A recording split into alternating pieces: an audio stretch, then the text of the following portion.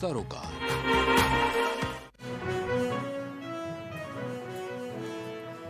बालाघाट में ट्रेनों को लेकर हो रही समस्याओं का मामला, पार्टी ने स्टेशन मास्टर को सौंपा ज्ञापन।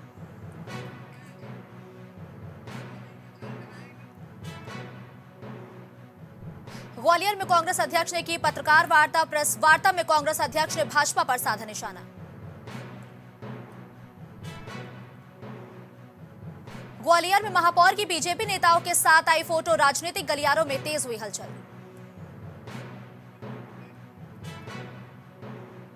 सौसर में औद्योगिक क्षेत्र उगल रहा जहर, दूषित जल लोगों के लिए बन रहा मुसीबत।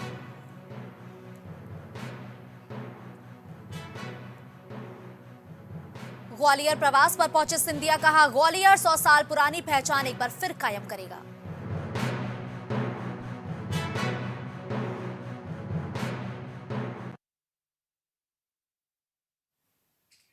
नमस्कार, आप देख रहे हैं प्राइम टीवी और मैं हूं आपके साथ मुस्कान असमानी। रुक करेंगे मध्य प्रदेश की बड़ी खबरों की ओर। खबर ग्वालियर से है, जहां कांग्रेस अध्यक्ष जीतू पटवारी ने होटल पार्क में प्रेस वार्ता की है, जिसमें उन्होंने पत्रकारों के सवालों का जवाब देते हुए कहा कि जब से भाजपा की सरकार बनी है तब से प्रदेश में कानून व्यवस्था चरमरा सी गई है। चुनाव प्रचार के लिए पुराने मुख्यमंत्री का चेहरा सामने रखा था और पार्टी ने किसी और को मुख्यमंत्री बना दिया। नए मुख्यमंत्री मोहन यादव धार्मिक कार्यों में ज्यादा रुचि लेते हुए नजर आ रहे हैं। इसका कोई किसी प्रकार का अवरोधक नहीं है। हमारा देश धार्मिक देश है और कांग्रेस पार्टी धार्मिक आस्थाओं के साथ है, पर जो सरकार का काम है वो भी करे। मैं मानता हूं ग्वालियर चंबल संभाग की जो विधानसभा का रिजल्ट था, कांग्रेस उससे लोकसभा में आशान्वित है।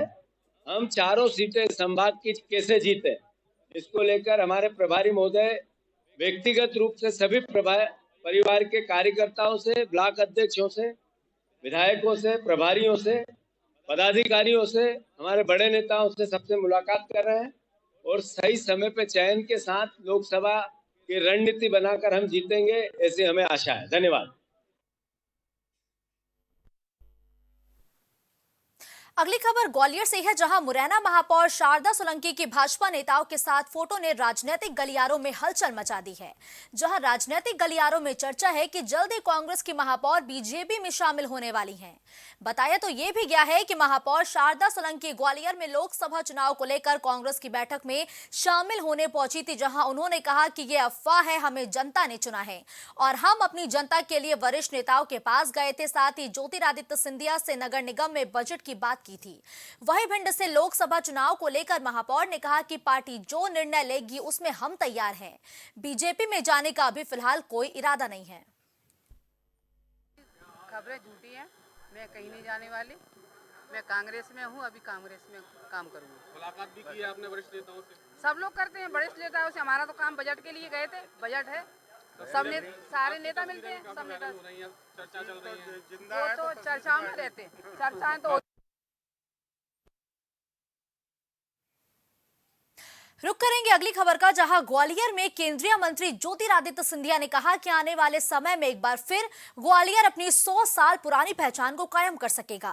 किस तरीके से उनके पूर्वजों ने सियासत काल में लाइट लोकोमोटिव के जरिए ग्वालियर चंबल संभाग को जोड़ा था। पानी सप्लाई का जाल 100 साल पहले बिछाया गया था, जबकि कई अन्य शहरों में ये सुविधाएं उपलब्ध नहीं थी। साथ ही उन्होंने कहा कि 16 किलोमीटर लंबे 1500 करोड़ की लागत से एलिवेटेड रोड के बन जाने से शहर में यातायात की समस्या काफी हद तक हल हो जाएगी। आप कि कुछ भी अच्छा भी हो रहा हो तो कमी देखते जाओ, लेकिन मैं आपकी सुझाव को भी सकारात्मक रूप से लेता हूं। हम लोगों ने पिछले 3 वर्षों में कोविड काल में भी हो बहुत मेहनत मशक्कत की। ये लोकसभा चुनाव एक मिनट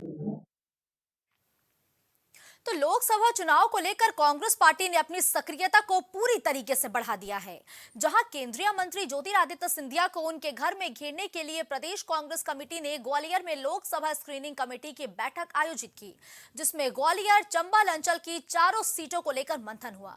वहीं ग्वालियर में लोकसभा चुनाव की तैयारी को लेकर पहुंचे कांग्रेस के प्रदेश अध्यक्ष जीतू पटवारी ने कहा कि सरकार का रवैया देश में नफरत और घृणा की नई राजनीति फैलाने का है। मैं मानता हूं कि इससे अलग अलग वर्गों के छात्रों और युवाओं में भी भेदभाव की स्थिति पैदा होगी और ऐसा करके ये देश को अराजकता की तरफ ले जाने का काम लगातार बीजेपी कर रही है।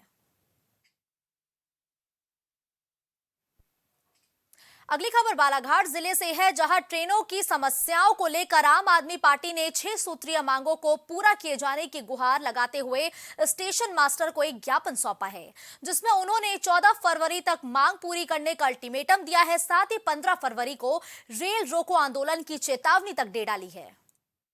30 तारीख को मैंने नागपुर में ज्ञापन देके आया हूँ, उसकी एक प्रतिलिपि और साथ में इनको संज्ञान करके एक अलग से प्रति दिया हूँ। उसमें 6 पॉइंट दिए गए हैं, जिसमें कि 4-5 ऐसे हैं कि काउंटर से रिलेटेड है, जिसमें पब्लिक बहुत परेशान होती है। एक मेन बिंदु है, मैं उसमें बता देता हूँ कि हमारे पास गोंदिया जाने के लिए कोई सुविधा नहीं है, नाम भर की ट्रेन है।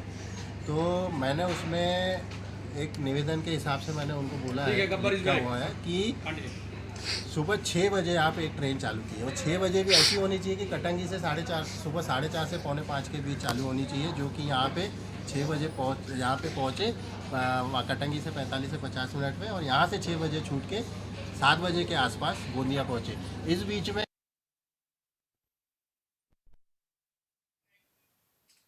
खबर ग्वालियर से है, जहां आदिवासी नाबालिग लड़की के साथ गैंगरेप के मामले में पुलिस ने उन खबरों का सिरे से खंडन किया है, जिसमें बताया गया है कि पीड़ित परिवार ने दहशत में आकर गांव को छोड़ दिया। दरअसल इस मामले में पुलिस ने स्थिति भी साफ करते हुए बताया कि पीड़ित परिवार पुलिस की अभिरक्षा में है और उनकी हर एक जरूरत का पुलिस ध्यान रख रही है। साथ ही पुलिस ने पीड़ित परिवार द्वारा गाँव से पलायन करने की बात को सिरे से खारिज कर दिया है। गौरतलब है कि पीड़ित आदिवासी परिवार की 15 साल की लड़की के साथ 2 बदमाशों ने 5 दिन पहले हैवानियत की थी और उसके माता पिता पर बंदूक लगाकर उन्हें बंधक तक बना लिया था। वहीं पुलिस के मुताबिक इस मामले में 3 आरोपी गिरफ्तार किए जा चुके हैं और उनके राजस्व वन भूमि पर बने मकानों को भी जमींदोज किया जा चुका है और एक फरार आरोपी की जल्द ही गिरफ्तारी की बात भी पुलिस की तरफ से कही गई है। और 3 आरोपियों की जो अनाधिकृत जो निर्माण था, कुछ वन विभाग की ज़मीन पे था, कुछ राजस्व विभाग की ज़मीन पे जो अनाधिकृत निर्माण था, उसको पुलिस, रेवेन्यू विभाग और वन विभाग के अधिकारियों ने समन्वय के साथ में डिमोलिश किया है। और जो परिवार है, अभी उनको कहीं नहीं भेजा गया है। ये कोई गलतफहमी है, कोई गलत खबर कहीं से चल गई है। परिवार भंवरपुरा में ही पुलिस की सुरक्षा में है। सभी तरह से उनको हर संभव पुलिस और प्रशासन की तरफ से हर संभव उनकी मदद की जा रही है और उनके जो कुछ बेसिक नीड्स हैं उनका भी ध्यान रखा जाए। अगली खबर सौसर से है, जहां औद्योगिक क्षेत्र सालों से जहर उगल रहा है। बताया जा रहा है कि औद्योगिक क्षेत्र की कंपनियों से निकलने वाला दूषित जल सीधे नालों में छोड़ा जा रहा है, जिससे गंदा पानी नालों से किसानों के खेतों कुओं में भी पहुंच रहा है, जिसकी शिकायत किसान कई बार कर चुके हैं। लेकिन प्रशासन की अनदेखी और राजनीतिक रसूख के चलते कंपनियां लगातार गुलजार भी हो रही हैं। वहीं किसानों ने सौसर एसडीएम अंकिता त्रिपाठी के नाम ज्ञापन सौंपकर कंपनियों के दूषित पानी की निकासी की व्यवस्था और कार्रवाई किए जाने की मांग की है। उनके बर्बाद फसलों का सर्वे कर मुआवजे की भी मांग लगातार अब किसान उठाते हुए नजर आए हैं। कंपनी का पानी जो खराब पानी था वो नाले में छोड़ा गया और वही पानी हमारे खेतों तक आया, जो रिसाव होकर हमारे कुएं में पहुंचा। जो पानी हमने फसल को दिया कुएं से, जिसके कारण हमारी फसल सूख रही है, हमारे पशु चारा नहीं खा रहे, पानी नहीं पी रहे हैं। इसका हमने एसडीएम मैडम को ज्ञापन दिया, जो कि ज्ञापन दिया है और उनसे प्रशासन से अनुरोध करते हैं कि इस पर जल्द से जल्द कार्रवाई हो तथा हमें हमारे नुकसान की भरपाई हो। धूल के कारण, कंपनी के धूल के कारण न जानवर चारा खा रहे ना कुछ खा रहे, क्योंकि चारे पे जो धूल बैठी है उस कारण ना चारा खा रहे। और प्रशासन से अनुरोध है कि वो जल्द से जल्द उन पर कार्रवाई करे और मरने की कगार पर है जानवर, तो उनसे अनुरोध है कि जल्द से जल्द कार्रवाई की जाए। अगली खबर सागर से सामने आ रही है, जहां संदीप सेन ग्रंथपाल की लापरवाही और तानाशाही से पूरा महाविद्यालय परेशान है। बताया जा रहा है कि संदीप सेन कभी कभी कॉलेज आते हैं और आधा एक घंटे रुककर चले जाते हैं और कुछ कहने पर धमकियां तक देते हैं। हाल ही में पुस्तकालय यानी कि लाइब्रेरी में सहायक कर्मचारी से मामूली विवाद के चलते संदीप सेन ने सहायक कर्मचारी को धमकाया और एक गुंडे से सारे कॉलेज को धमकी तक दिलवाई, जहां धमकी की पूरी घटना सीसीटीवी कैमरे में रिकॉर्ड हो गई है।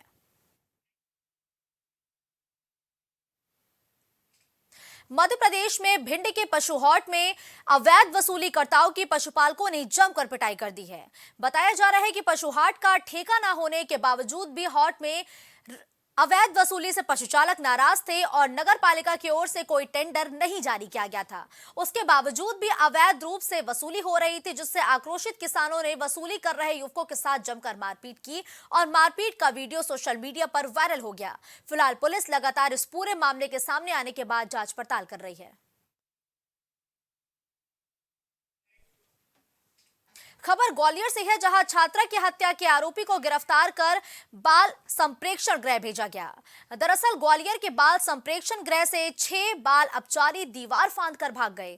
इनमें 3 बाल अपचारी ग्वालियर में हुए high profile murder case Akshara हत्याकांड में शामिल थे, जिनमें से एक अपचारी को उसके घर वालों ने समझाया, जिसके बाद वो खुद ही परिजनों के साथ संप्रेक्षण गृह पहुंच गया था और दूसरे बाल अपचारी को पुलिस ने इंदौर से गिरफ्तार कर लिया था, लेकिन तीसरे अपचारी की तलाश की जा रही थी। तभी बाल अपचारी के यूपी में होने का सुराग मिला और पुलिस ने अपचारी को यूपी के मदनपुरा पचोखड़ा गांव से हिरासत में लेकर ग्वालियर वो लेके आ गए हैं, जिसके बाद बाल अपचारी को फिर संप्रेक्षण गृह में भेज दिया गया है और साथ ही अन्य 2 फरार बाल अपचारियों की तलाश में पुलिस लगातार जुटी है।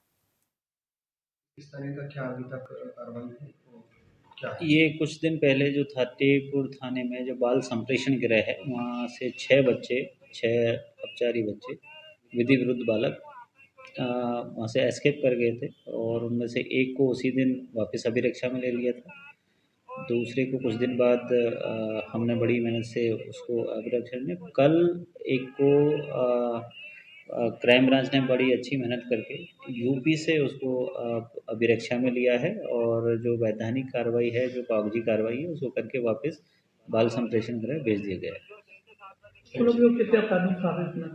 इसमें टोटल 6 विधि विरुद्ध बालक वहाँ से एस्केप किए थे। अभी 3 और हैं, उन पर भी लगातार टीम काम कर रही है और जल्दी ही उनको भी वापस अभिरक्षा में ले लिया जाएगा।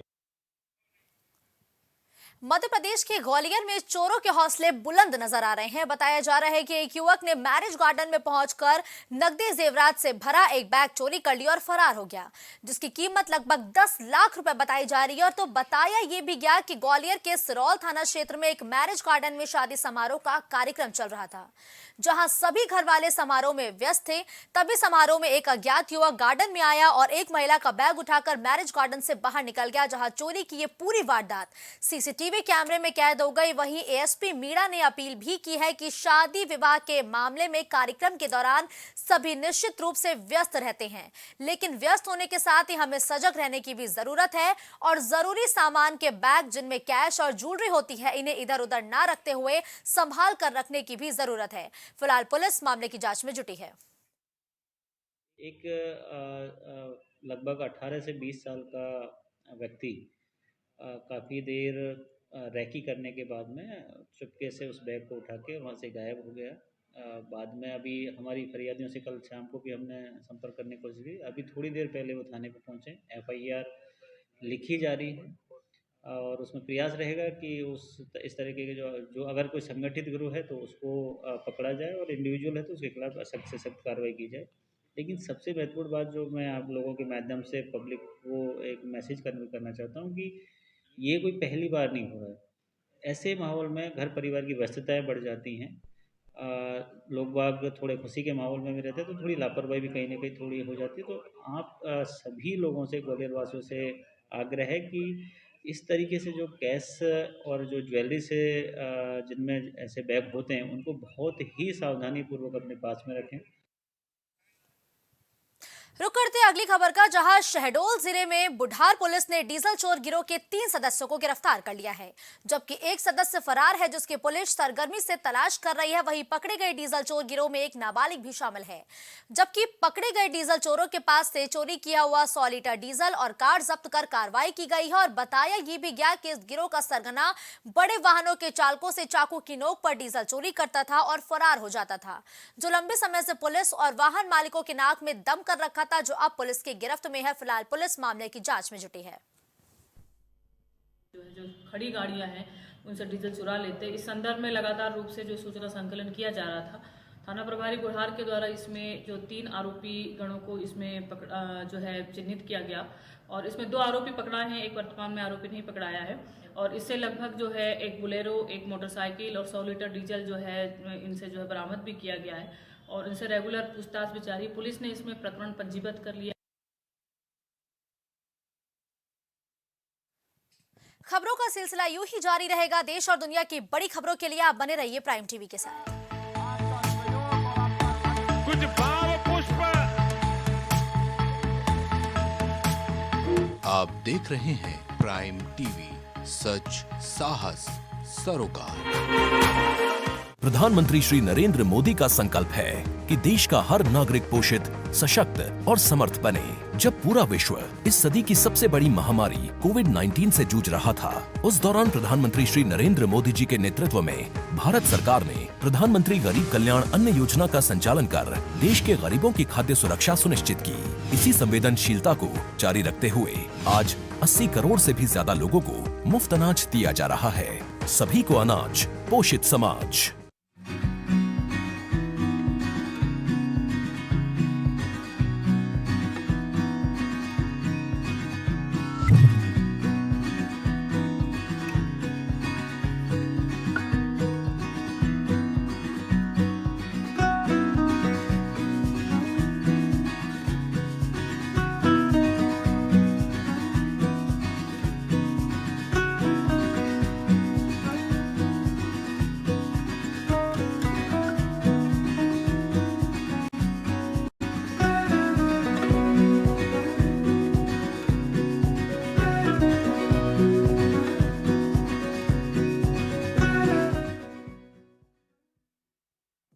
अगर आप करना चाहते हैं अपने बिजनेस को प्रमोट, तो इसके लिए आपको चाहिए होगा एक सपोर्ट। बेहतर स्क्रिप्ट, शानदार ग्राफिक्स, बेहतर विजुअल, दिखाएंगे कमाल, जानकारी पहुंचेगी जन जन तक, आपका काम करेगा धमाल। इन सभी चीजों के लिए अब ना हो परेशान। Brand promotion, motion designing and video editing, 2D और 3D animation, television telecasting, social media works, script writing जैसे कामों के लिए आज ही कांटेक्ट करें 9267925186 पर। इसी के साथ ही आप हमें जीमेल भी कर सकते हैं vikasproduction.gfx@gmail.com पर। छूट नहीं पाएगी अब यूपी की कोई भी खबर, क्योंकि हर खबर पर होगी हमारी पैनी नजर।